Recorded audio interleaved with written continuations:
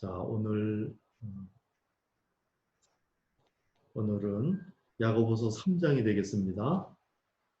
야고보서 3장 1절부터 12절까지를 우선 같이 읽겠습니다. 시작. 내 형제들아, 너희는 선생된 우리가 더 큰 심판을 받을 줄 알고 선생이 많이 되지 말라. 우리가 다 실수가 많으니 만일 말에 실수가 없는 자라면 곧 온전한 사람이라 능히 온몸도 굴레 씌우리라. 우리가 말들의 입에 재갈을 물리는 것은 우리에게 순종하게 하려고 그 온몸을 제어하는 것이라. 또 배를 보라. 그렇게 크고 광풍에 밀려가는 것들을 지극히 작은 키로서 사공의 뜻대로 운행하나니 이와 같이 혀도 작은 지체로 돼 큰 것을 자랑하도다. 보라, 얼마나 작은 불이 얼마나 많은 나무를 태우는가. 혀는 곧 불이요 불의의 세계라. 혀는 우리 지체 중에서 온몸을 더럽히고 삶의 수레바퀴를 불사르나니 그 사르는 것이 지옥불에서 나느니라. 여러 종류의 짐승과 새와 벌레와 바다의 생물은 다 사람이 길들일 수 있고 길들여 왔거니와 혀는 능히 길들일 사람이 없나니 쉬지 아니하는 안지요 죽이는 복이 가득한 것이라. 이것으로 우리가 주 아버지를 찬송하고 또 이것으로 하나님의 형상대로 지음을 받은 사람을 저주하나니 한 입에서 찬송과 저주가 나오는도다. 내 형제들아, 이것이 마땅하지 아니하니라. 샘이 한 구멍으로 어찌 단물과 썬물을 내겠느냐. 내 형제들아, 어찌 무화과나무가 감람 열매를, 포도나무가 무화과를 맺겠느냐. 이와 같이 짠물이 단물을 맺지 못하느니라. 아멘.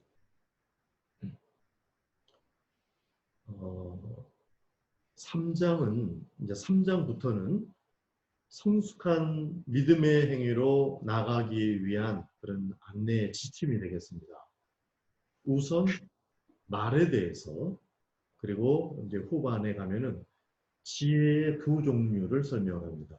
이런 것들을 이해를 해야 성숙한 믿음으로 또 행위로 연결할 수 있는, 그리고 이제 4장으로도 계속 되는데, 우선 오늘은 두 가지 말과 지혜에 관한 것을 좀 살펴보는데요. 먼저 선생이 많이 되지 말라 이렇게 말했죠. 마태복음 23장에 보면은 예수님께서 랍비라 칭함을 받지 말라. 왜냐하면 랍비는 나의 선생님이요 이런 뜻인데요. 너희는 랍비라 칭함을 받지 말라. 너희 선생은 하나요. 너희는 다 형제니라. 예수님만 선생님이다. 이제 이런 말이 되겠죠. 9절에는 아버지라 하지 말라. 너희의 아버지는 한 분이시니 곧 하늘에 계신 이시니라. 지도자라 칭함을 받지 말라. 너희의 지도자는 한 분이시니 곧 그리스도라. 그러니까 선생, 아버지, 지도자 이런 말을 듣지 말라는 거예요. 뭐 그러니까 그렇게 사람을 그렇게 부르지도 말라 이런 말도 되겠죠. 인륜을 저버리라 뭐 이런 말로 오해할 수는 없잖아요.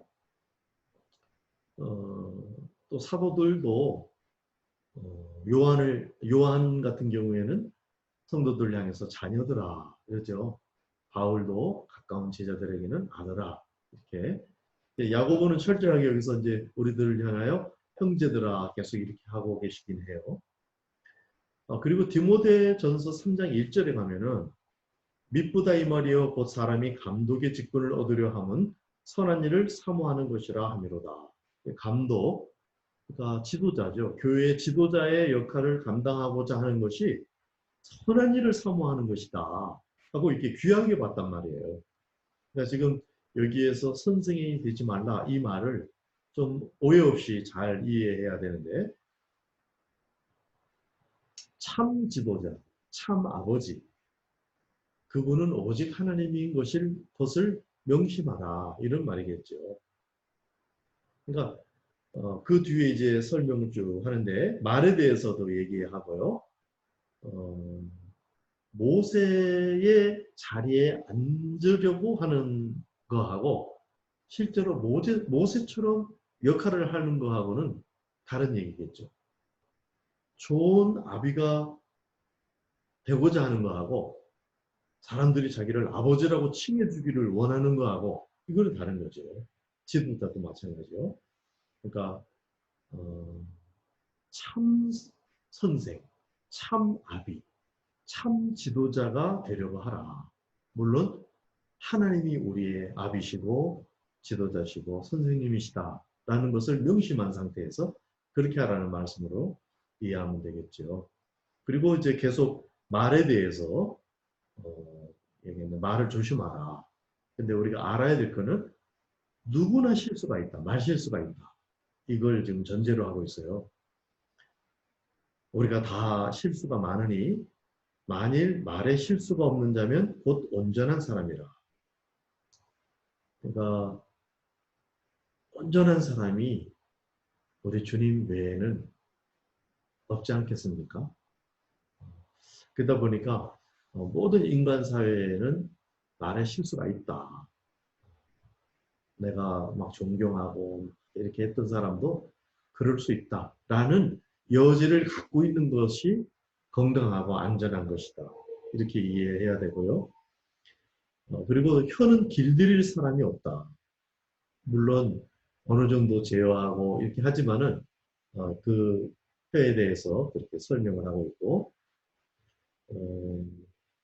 8절이죠. 혀는 능히 길들일 사람이 없나니 쉬지 아니하는 악이요 죽이는 독이 가득한 것이다. 한 셈에서 어떻게 천순과 저주가 나겠느냐. 그러니까 마땅치 않으니 이 셈을 잘 갖고 와라. 이게 마음이겠죠. 그래서 말보다는 마음을 잘 관리하라. 이런 말이 되겠어요. 말 조심하라. 뭐 이런 말이 되겠지만 직접적으로는요. 잠언 16장 32절에는요. 노하기를 더디하는 자는 용서보다 낫고 자기의 마음을 다스리는 자는 성을 빼앗는 자보다 나으니라. 자기 마음을 다스리는 거 이게 용서보다 낫다. 이렇게 이제 말씀하신 거죠. 그래서 지금 오늘 첫 부분 읽은 것은 성숙한 믿음의 행위로 나아가기 위해서는 우선은 말. 그러니까 여기서 선생의 역할을 하려면은 아무래도 말을 많이 하게 되겠죠. 그래서 그 부분에 대해서 얘기한다면 많이 선생이 되지 말라 이렇게 또 말을 했어요. 그러니까 선생 대우를 받으려고 하지 말고 참 선생이 되라 하는 것과 선생 역할을 하더라도 오버하지 마라. 많이 선생이 되지 마라. 이 말은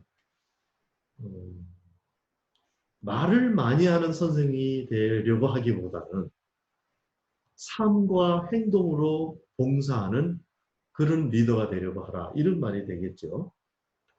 그래서 참 오버하지 말라는 말로 이렇게 바꾸어서 생각하다 보니까 우리가 교회에서 리더 역할을 하려고 할 때 자칫 관여하지 않아야 될 일마저 자꾸만 관여하고 물론 도와주려고 하는 거겠죠. 그렇게 하다가 오히려 어린 성장하지 못하게 만들거나 그런 것은 아닐까 이런 생각도 한번 해보게 됩니다.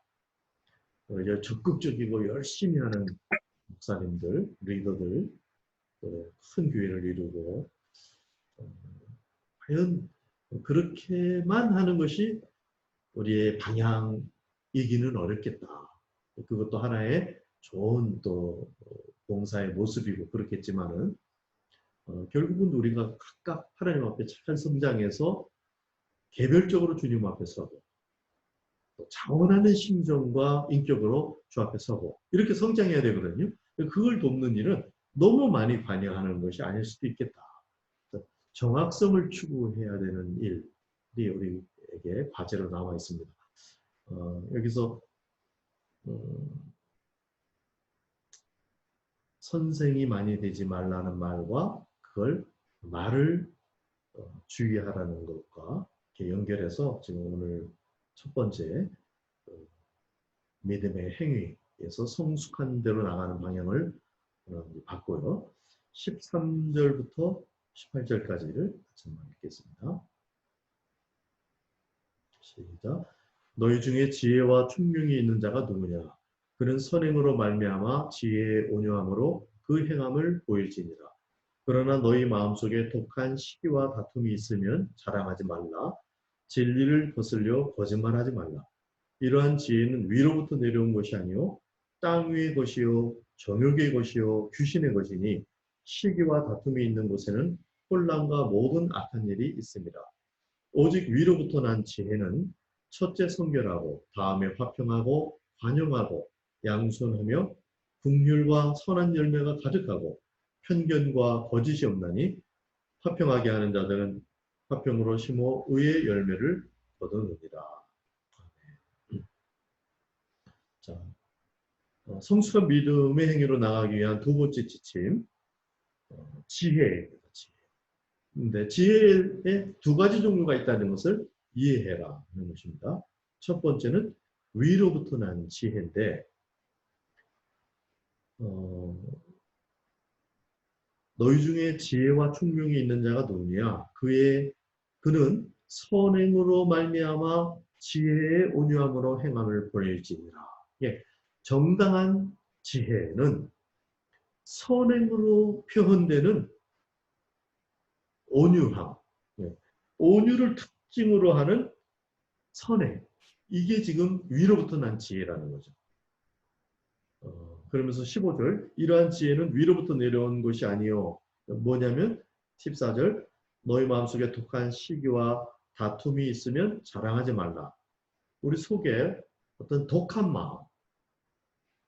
마음이라는 게 꼭 악인을 생각할 것이 아닙니다. 우리 말도 어떤 때는 너무나 세게 하거나 또 마음도 각박하게 우리가 가질 수가 있습니다. 그런 독한 마음이나 이런 게 또 시기, 다툼 이런 것이 있으면 자랑하지 말라. 그걸 앞으로 내놓지 말라. 드러나게 하지 말라. 그런 거는 진리를 거스려 거짓말하는 것이다 하는 거예요. 그래서 이런 거는 이런 지혜는 위로부터 내려온 것이 아니에요. 그러니까 이런 경우에도 지혜가 있을 수 있다는 거죠. 세상에서 바라볼 때 명석하고 똑똑한 것 같고 지혜로울 수가 있다. 근데 이런 지혜는 위로부터 온 것이 아니요 땅의 것이요 정욕의 것이요 결국 귀신의 것이다. 그 말입니다. 무서운 거죠. 그러니까 우리 마음속에 아주 좋은 아주 막 머리가 잘 이렇게 돌아가고 지혜로운 것 같아도 독한, 야심, 시기, 다툼 이런 것이 혹시 움직이면은 이거는 진리를 거스리는 거라는 거예요.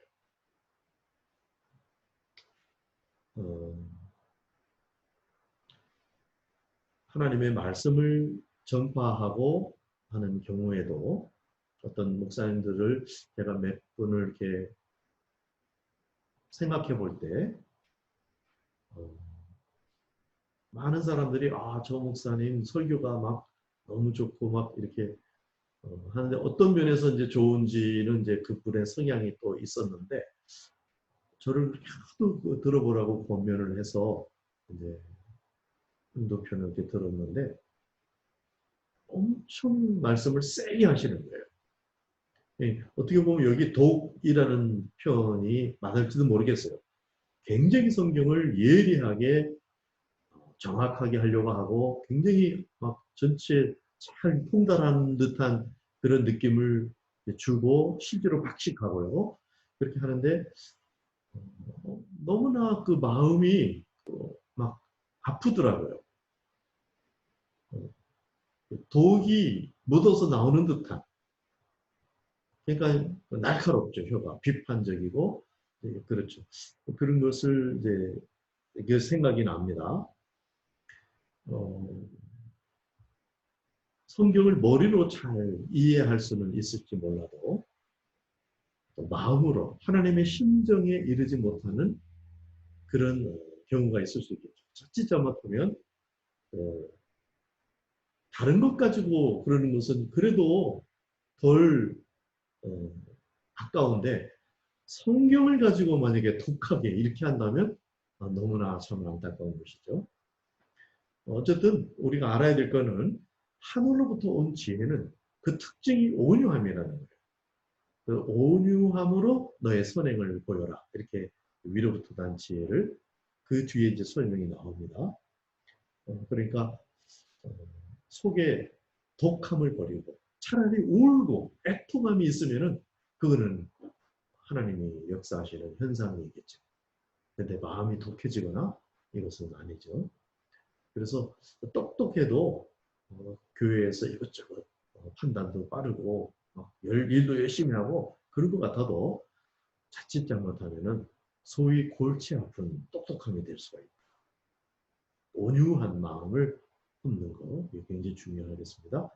16절 시기와 다툼이 있는 곳에는 혼란과 모든 악한 일이 있습니다. 그래서 교회 안에서 다툼이 일어나도록 교회 안에서가 아니라 또 교회와 교회 사이도 그럴 수 있겠죠. 그런 식의 로 이게 뭐가 현상이 나타나면 점검이 필요하다. 이런 말입니다. 17절 오직 위로부터 난 지혜는 첫째 성결하고 다음에 화평하고 관용하고 양순하며 긍휼과 선한 열매가 가득하고 편견과 거짓이 없다. 위로부터 난 지혜. 지금 땅의 지혜와 위로부터 난 지혜. 두 지혜를 설명을 하고 있습니다. 위로부터 난 지혜는 첫째 깨끗하고 두 번째 화평한다. 서로 평화롭게 그렇게 만들어준다. 그 다음에 관용, 너그럽다는 거죠. 인색하지 않고 너그럽다. 인색한 게 사실 인색한 사람들이 마음이 막 나빠서라기보다는 너무 따지다 보니까 그럴 수 있거든요. 자기 나름대로는 옳게 한다고 하면서 따지다 보니까 그럴 수도 있거든요. 너그러움 갖는 게 굉장히 중요하겠습니다. 우리 지금 야고보서 3장까지 같이 하는 우리 성도들의 마음 속에 너그러운 마음, 화평케 하는 마음, 그런 마음이 임하기를 바랍니다. 이것은 위로부터 난 지혜예요. 양순, 긍휼, 선한 열매. 그 반대가 편벽되고 거짓이 있죠. 18절 화평하게 하는 자. 다시 한번 화평을 더 한번 강조합니다. 화평하게 하는 자들은 화평으로 심어 의의 열매를 거두느니라. 자, 이제 본문의 내용을 요약을 하면 이제 믿음의 성장 방향을 안내하는데 첫 번째 알아야 될 거. 말. 말을 주의해라. 이거는 잘 제어가 안 되는 거니까 항상 잘못될 수 있으니까 조심해라. 이것도 되겠지만 말에 실수가 있을 수 있다. 라는 것도 여기 굉장히 중요한 지혜인 거예요. 지식인 거예요. 그래서 말 한 번 잘못한 것 같고 꼬투리를 잡아서 막 문제가 되고 그러지 않도록 그런 것을 나로부터 다른 사람이 그렇게 지도자나 누가 이렇게 실수한 것을 말 한마디 잘못한 것을 가지고 막 전체를 이렇게 잘못한 것처럼 해버린다든지 그런 실수를 우리가 하지 않도록 주의하는 것도 이 안에 들어가 있겠고요. 또 지도자 역할을 할 때 정말 하나님만이 참 지도자이시다라는 겸허한 마음을 가지고 최소한의 지도력을 발휘해야 하는 것이 어쩌면 리더십의 정확성이다. 이런 생각이 듭니다.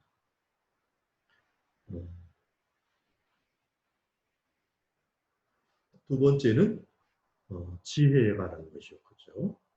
위로부터 난 지혜, 화평하고 너그럽고 온유한 것이 특징이다 하는 것을 이해를 하고 땅에 있는 지혜의 특징은 똑똑한지는 모르겠지만 거기에 독함이 있고 날카로움이 있고 또 그게 다툼으로 왜냐하면 내 것만 너무 예민하게 예리하게 똑똑하게 이렇게 하면은 또 다른 그런 사람이 있을 때는 부딪히고 다툼이 있게 돼 있죠. 그러나 이것을 너그럽게 포용하고 그 이론적으로 없어서가 아니라 포용하는 이론이 있는 거예요. 하나님의 마음으로 그렇게 해서 화평케 하는 그런 지혜를 우리 모두가 야고보서 3장을 공부하면서 갖게 되기를 원합니다. 자, 그리고 이제 야고보서의 굉장히 중요한 주제 중에 하나는 믿음의 서신인 것을 우리가 확고히 붙잡는 거예요. 야고보서가 믿음의 서신이라는 증거들을 우리가 쭉 이제 봐왔고, 오늘도 이제 그 부분을 이제 한번 잠깐 언급하고 마무리를 하고자 합니다. 이렇게 이런 말을 하는 사람이 있죠. 믿기만 하면 구원이다. 믿기만 해라. 믿음에 열심히 믿어라. 이렇게 이제 하는 말, 이런 식의 경향을 가지고 하는 이제 말이 있는 그 사람의 마음 중심이 두 부류가 있을 수가 있어요. 첫 번째 부류는 하나님의 은혜가 너무 크게 생각이 되는 거예요. 그래서 하나님에 대한 감사와 감격 때문에 하나님이 다 하셔. 하나님 믿기만 해. 그런 뜻이에요. 그런데 또 하나는 내 행동이 어때서? 이런 거예요. 믿기만 하면 돼. 믿음이 최고야. 오직 믿음이야. 맞는 말 같은데 내 행동을 돌아보지 못하고 나는 뭐 믿음 좋아. 이렇게 하는 거죠. 자기의 미숙을 정당화하려는 변명에 불과합니다. 그러니까 말은 똑같이 하는데 그 말 자체가 틀린 것이 아니라 말하는 의도, 그 중심 태도가 틀린 것이죠. 그러니까 중심 태도가 중요하다는 말을 다시 제가 말씀드립니다. 믿음이라는 것은 사실을 그대로 동의하는 정도가 아니고 하나님이 지금 우리에게 요구하시는 믿음은 항상 중심 태도라는 것. 하나님을 향하여 또 자기 자신을 향한 겸손, 또 하나님을 인격적인 하나님으로 알기 때문에 하나님과 사귐을 가지려는, 그냥 교리에 머물러 있는 것이 아니라 원리적인 삶을 사는 것이 아니라 하나님과의 인격적인 소통을 갈망하게 되는 현상이 일어나는 그런 중심 태도. 이런 이제 그래서 그걸 다른 말로 한다면 신실함, 이렇게 또 번역이 가능하겠습니다. 그런 신실한 중심 태도를 이제 말하는 것이라는 거. 그걸 잘 가져야 되겠다. 이제 믿음을 강조하는 그런 이제 발언을 해도 두 부류의 사람이 있다는 말씀을 드렸는데, 반대로 믿음만 아니고 행함이 없는 믿음은 죽은 믿음이야. 이렇게 지금 말하는 거. 이런 경우에 세 종류가 있어요. 첫 번째는 심리적인 반발로 생긴 오류인데, 뭐냐면 잘못된 신자들을 많이 본 거예요. 그래서 그 잘못된 믿음 좋다고 하면서 행위를 엉터리로 하는 그런 어리거나 잘못된 삐뚤어진 그 신자들을 혐오하다가 오직 믿음이라는 그 교리까지 혐오하는 거예요. 오류가 생기는 거죠. 마음이 다쳐서 심리적인 반발로 인해서 오류를 범하게 되는 경우가 있고요. 두 번째는 믿음이라고 강조하는 사람들이 행위가 부족하다는 걸 이제 경험적으로 알게 되어서 행위를 또 강조하게 되는 거죠. 믿음 플러스 행위다. 이렇게 율법의 행위를 말하는 겁니다. 이게 이제 성경에서 많이 다루는, 특히 갈라디아에서 이걸 다루기 때문에 갈라디안주의다 이렇게 말을 합니다. 이런 경향을 믿음이다. 그러나 율법의 행위가 함께 있어야 된다. 이렇게 이제 행위, 사람의 행위. 이거는 실천적인 미숙에서 오는 오류겠죠. 뭔가 믿음과 행위를 통합을 못 시키는 거예요. 그냥 두 개 나란히 그냥 놔서 이제 행위를 챙기고 싶은 거긴 하죠. 그런데 이게 모순이 자꾸 돼서 문제가 생기고, 제가 이해할 때는 우리 한국교회에 지금 이제 이런 부분이 논란이 되고 있다, 이런 생각이 듭니다.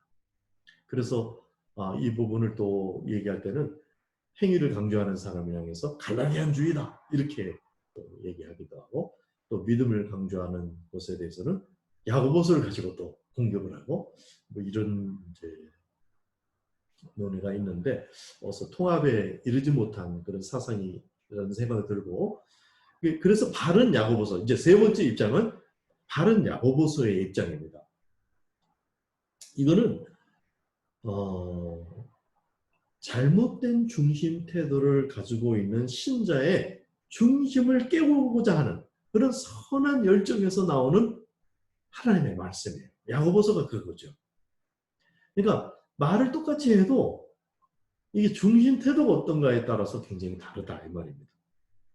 야고보서가 하는 말은 믿음과 믿음의 행위인 거예요. 이게 같은 말이거든요. 믿음은 굳이 구별을 한다면 믿음은 중생의 구원을 얘기한다면 믿음의 행위는 그 중생한 사람들의 성화의 구원 과정을 얘기하는 거기 때문에 사실은 같은 것입니다. 그래서 믿음과 행위지만 아까 갈라디안주의에서는 믿음과 율법의 행위라면 여기서는 믿음과 믿음의 행위를 말하는 것으로 통합적인 사상을 가진 거예요. 그래서 야고보서가 바르게 지금 믿음의 서신으로서 행함을 안내하고 있다. 이렇게 이해를 해줬으면 좋겠습니다.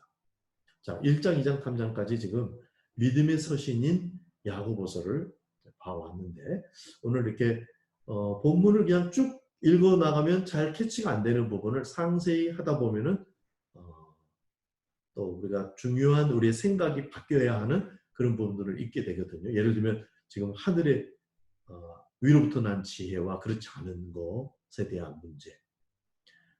어쨌든 그 독한 모험이 들고 다툼이 일어나고 결과적으로 이렇게 되는 거는 벌써 위로부터 난 지혜가 아닌 현상이다라는 것을 알고 우리 사회에서 우리 교회에서 이런 분별력을 가져야 되는 겁니다. 자, 그러니까 성경은 읽기만 해도 좋은 하나님의 말씀이지만 때로는 깊은 연구와 그 고도의 그 균형 있는 성숙을 지향하는 책이기 때문에 연구하고 공부하고 자세히 들여다보고 묵상하고 이게 필요한 거죠. 어릴 때는 그렇지 않지만 우리가 계속해서 믿음에서 또 행동에서 성장해가는 것을 야고보가 안내하고 있잖아요. 우리가 그렇게 하려면 성경도 그렇게 읽어야 되겠습니다. 그리고 항상 질문이 굉장히 좋은 대답을 얻게 돼요. 그래서 예를 들어서 아까 지도자가 되지 말라. 그러면 저기 어떻게 하나님 이게 앞으로 목사가 되지 말라 이런 말인가? 뭐 이렇게 또 선생님이 되지 말라. 이걸 어떻게 해야 되나? 이렇게 이제 일단 질문을 던지게 된 거죠. 본문에 부딪혔기 때문에. 그래서 그 질문을 가지고 본문을 잘 들여다보고 문맥을 살피고 또 넓게 바라보고 이렇게 하면서 성경을 잘 이해하게 되는 그런 과정에 이르게 되는 것입니다. 예, 성경을 야고보서 3장 오늘 믿음의 성숙한 믿음으로 나가기 위한 지침 두 가지를 정리했습니다. 말에 대해서 그리고 지혜에 대해서. 오늘은 3장 여기까지 마치도록 하겠습니다. 수고하셨고요. 계속해서 좀 대화하고 싶으신 분은 남아 계시고 또 여기서 인사하도록 하겠습니다.